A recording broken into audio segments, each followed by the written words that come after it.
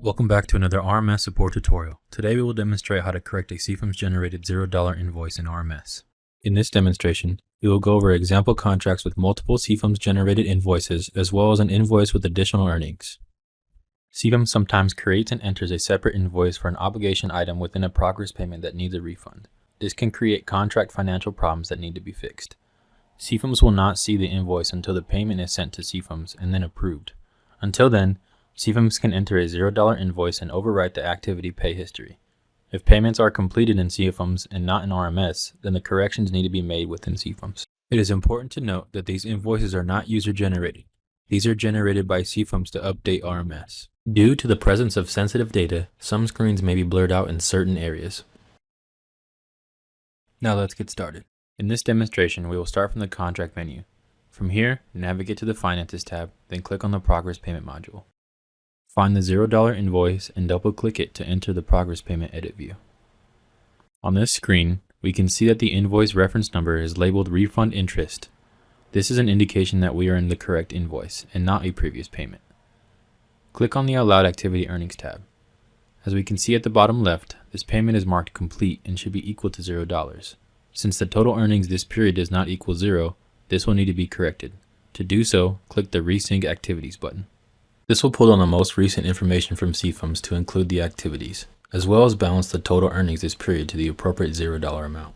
By clicking the Resync Activities button, this should resolve the $0 invoice issue. We can verify this information by checking the Allowed Activity Earnings tab and viewing the total earnings this period is equal to 0. Sometimes a contract will have multiple invoices to correct. In the event of this occurrence, the steps will be the same for each of the subsequent invoices that are listed. Let's take a look at another contract with multiple $0 invoices. As we did before, navigate to the Finances tab, then click on the Progress Payments module.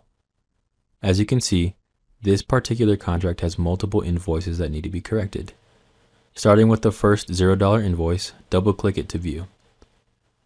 This message states that only the last invoice can be edited since subsequent invoices are dependent on earlier invoices. Click OK.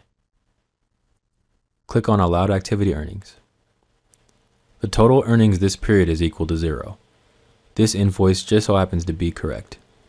As a good rule of thumb, double-check each invoice even if the first one seems to be accurate. Doing so will ensure each payment is properly balanced. Now we can address the rest of the invoices in proper order. This message states that the earnings this period do not match earnings by obligations and is allowed to be corrected.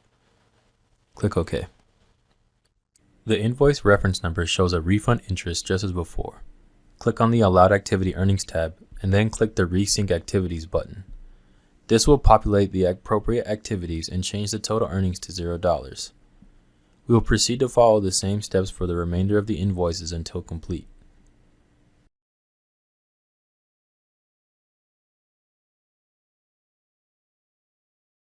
There are some cases where the Resync Activities button will not completely resolve the issue. If an invoice contains additional earnings, this will have to be adjusted before completion. In this example, the performance and payment bond has a value of $9,597.16.